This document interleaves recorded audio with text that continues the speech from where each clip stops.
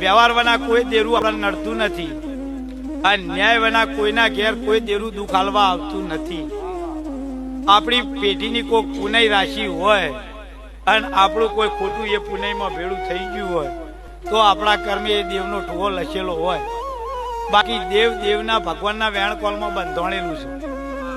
ન્યાય વના કોઈને દુઃખ દેવાની એની ફરજ નથી કે ભાઈ આચવીને આપણી પેઢીની ને આપણા માવતરો હોમો લમણો વારી આ રોમના ભેળા લઈને આપણા ઘરના દીવાની ઓળખાણ કરીને એ માતા નાચો છો તો એ કોઈ બહારથી આવેલી નહીં.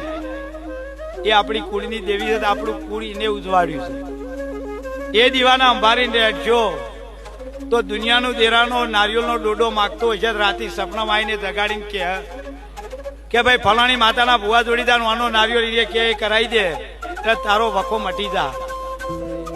એટલે